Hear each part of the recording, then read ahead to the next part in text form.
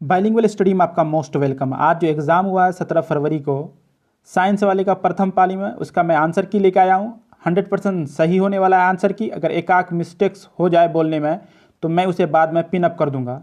तो वीडियो को like comment share करना ना भूलें। चैनल में नए हैं तो चैनल को सब्सक्राइब कर लें और एकदम 100% आंसर की के लिए मेरे चैनल को ज्वाइन करें। तो चलिए, जैसा कि मेरे पास कौन सेट है, ए सेट। आपके पास कोई भी सेट हो कोई दिक्कत नहीं, आप क्वेश्चन से क्वेश्चन को मिला सकते हैं, ठीक है। सेट कोई भी हो कोई दिक्कत नहीं है। तो चलिए वीडियो को स्टार्ट किया जाए। पहला क्वेश्चन जैसे कि यहाँ पर दिया हुआ है, दाढ़ी बनाने के लिए कौन सा दर्पण प्रयुक्त होता है। तो पहला क्वेश्चन का आंसर क्या हो जाएगा, सही आंसर हो जाएगा अवतल दर्पण, क्योंकि अवतल दर्पण में जो है प्रतिबिंब जो बनता है उसका वो रियल साइज से बड़ा बनता है, उसका प्रतिबिंब बड़ा होता है, इस वजह से उसमें यूज किया जाता है। श्वेत प्रकाश वर्धक्रम में किस रंग की किरण का विचलन अधिक होता है। मतलब आपको डिविएशन पूछ रहा है, तो डिविएशन किसका ज़्यादा हो जाएगा, आपको बैगनी कलर का ज़्यादा हो जाएगा। किसका ज़्यादा हो जाएगा, बैगनी कलर का। ऑप्शन डी बिल्कुल सही है। किसी बच्चे का कॉपी है मेरे पास, उसने गलत मारा है, ठीक है। तरंगदैर्घ्य इसका ज़्यादा होता है। चलिए नेक्स्ट क्वेश्चन देखते हैं। क्वेश्चन नंबर 3 में क्या कह रहा है।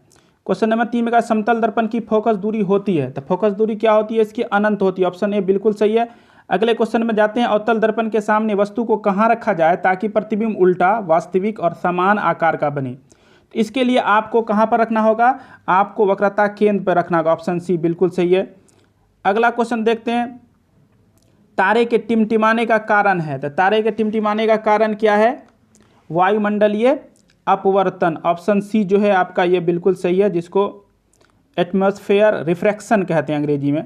अगला, मानव नेत्र के लिए दृष्टि का स्थायित्व होता है, तो दृष्टि का स्थायित्व कितना होता है, 1/6 है ना, 16 सेकेंड। ये ऑप्शन बी बिल्कुल सही है। उत्तल दर्पण से बना काल्पनिक प्रतिबिंब होता है, तो उत्तल दर्पण से बना काल्पनिक प्रतिबिंब कैसा होता है, सीधा और हरासित होता है, मतलब ऑप्शन सी। 8 नंबर में क्या कह रहा है, अवतल लेंस का आवर्धन m बराबर होता है, तो क्या हो जाएगा, v/u। ऑप्शन ए बिल्कुल सही है। वीडियो को लाइक कर दीजिए, चैनल में नए हैं तो चैनल को सब्सक्राइब कर दें। विद्युत चुंबक बनाने के लिए किस पदार्थ के छड़ का प्रयोग होता है, तो किस पदार्थ के छड़ का प्रयोग होता है, नरम लोहा का। ऑप्शन सी बिल्कुल सही है।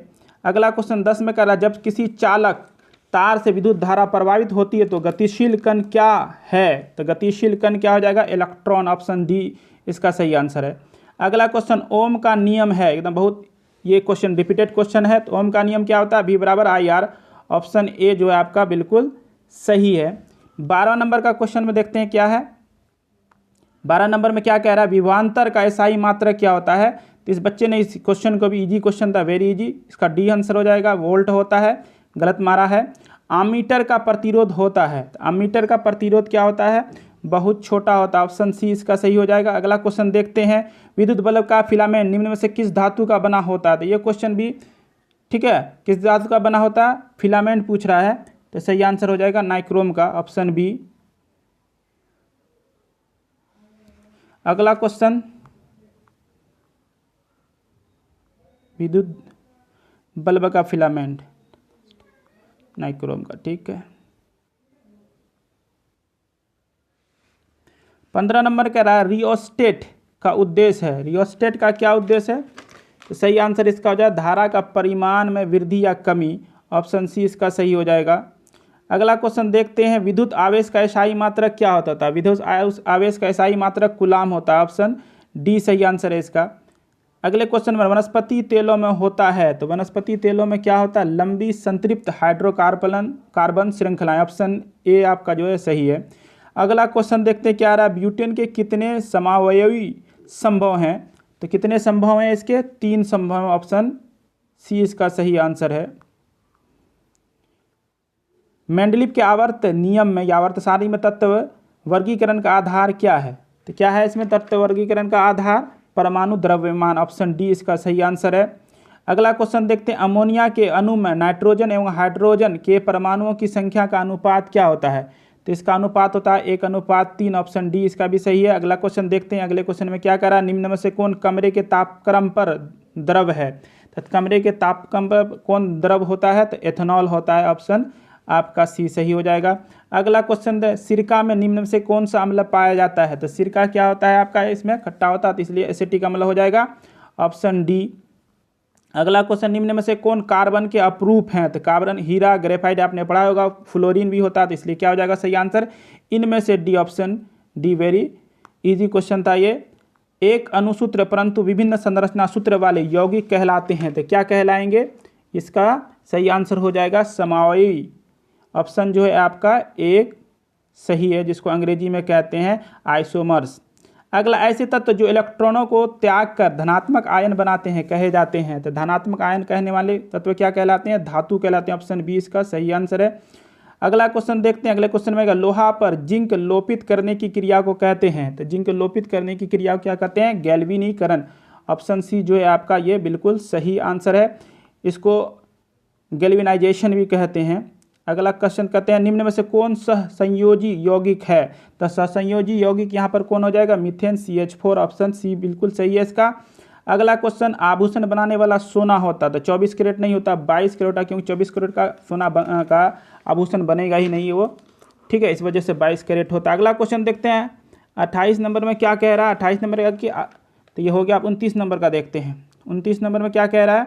निम्न में से कौन सा उत्कृष्ट तत्व है? तो उत्कृष्ट तत्व पूछ रहा है, तो क्या हो जाएगा? आर्गन हो जाएगा, ठीक है। नोबल एलिमेंट जो है वो आर्गन है। अगला क्वेश्चन देखते हैं, ताम्र एवं टीन के मिश्र धातु को कहते हैं, ताम्र और टीन के मिश्र धातु को क्या कहते हैं? तो इसको कांसा कहते हैं। ऑप्शन ए बिल्कुल सही है। अगला क्वेश्चन देखते हैं, प्लास्टर ऑफ पेरिस का रासायनिक सूत्र होता है, तो प्लास्टर ऑफ पेरिस का CSO4 × 1/2H2O, मतलब हाफ H2O। तो ऑप्शन आपका क्या हो गया?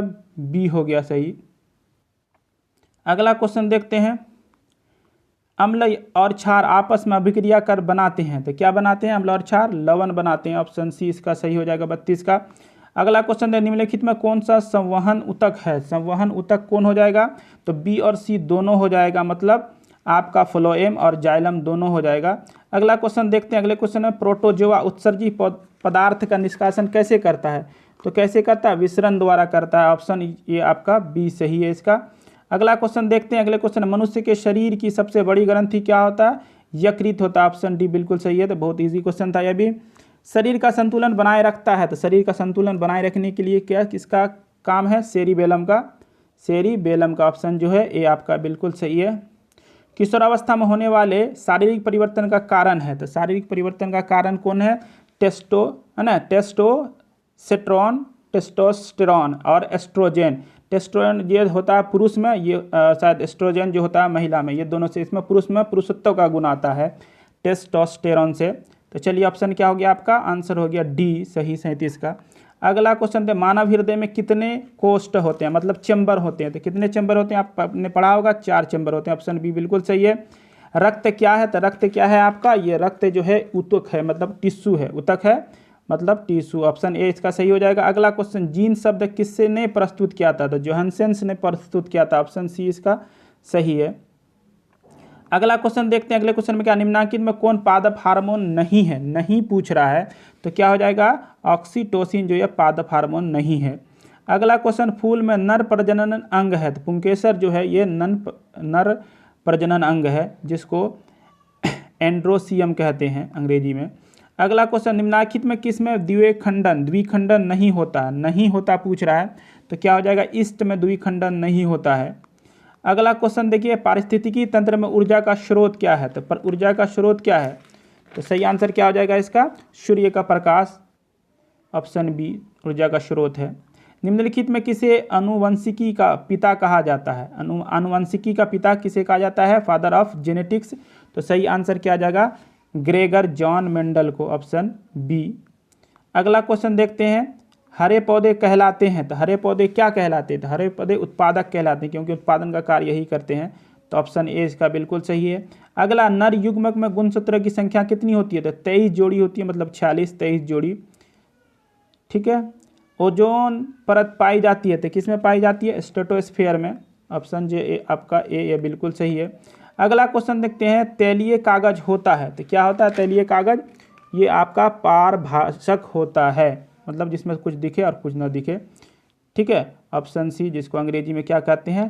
ट्रांसलूसेंट।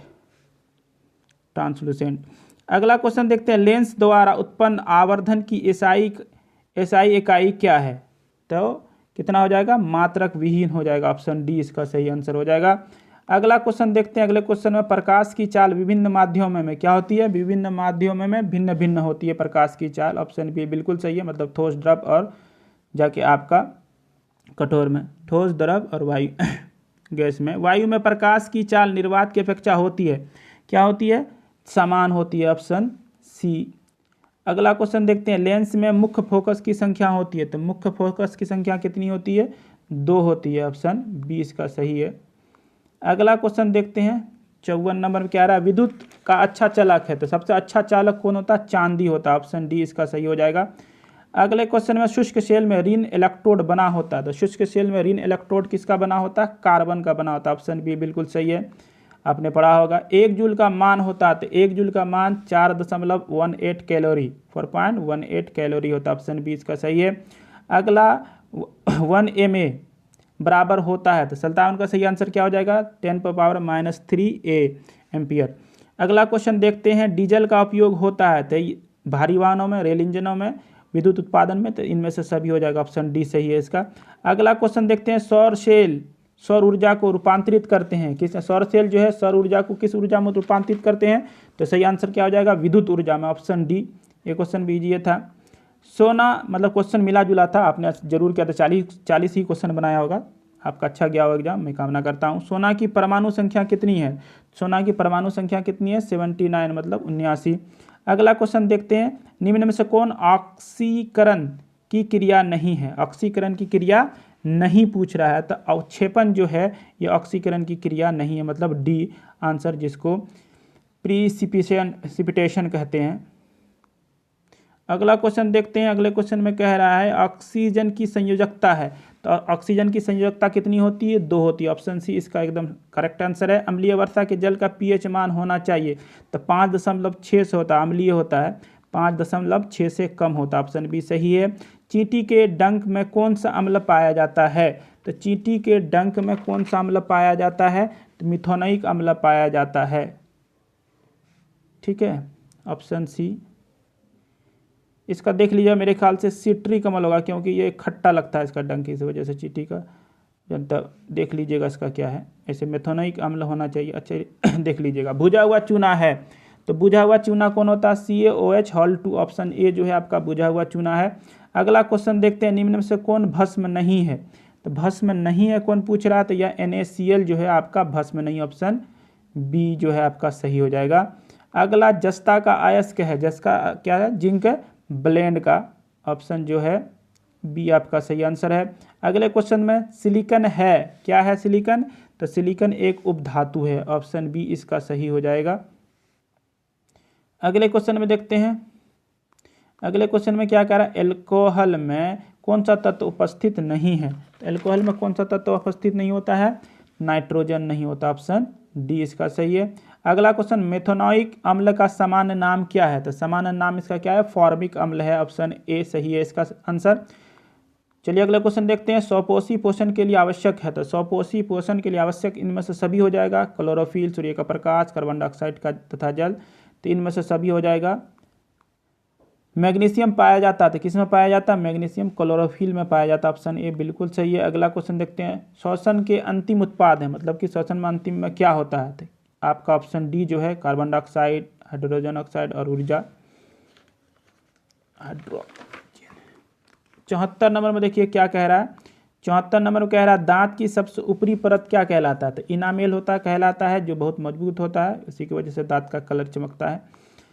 मानव आहार नाल का सबसे लंबा भाग है, तो सबसे लंबा भाग जो है वो छोटी आंत जो है, इसको ये सबसे, जिसको हम लोग स्मॉल इंटेस्टाइन कहते हैं।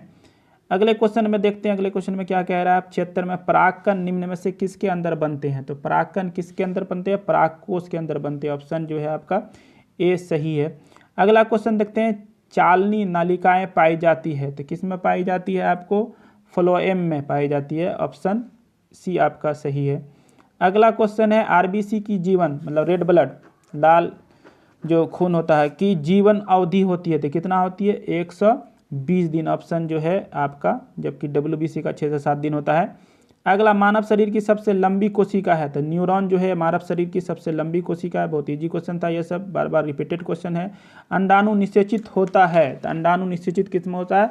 फैलोपियन नालिका या फैलोपियन ट्यूब जो कहते हैं, जो 2 होता है उसी में। तो यही रहा आज का आंसर की। आपको वीडियो पसंद आया तो लाइक कमेंट शेयर करना ना भूलें। चैनल में नए हैं तो चैनल को सब्सक्राइब कर दें। चलते हैं, आपसे मिलते हैं अगले वीडियो में, तब तक के लिए धन्यवाद।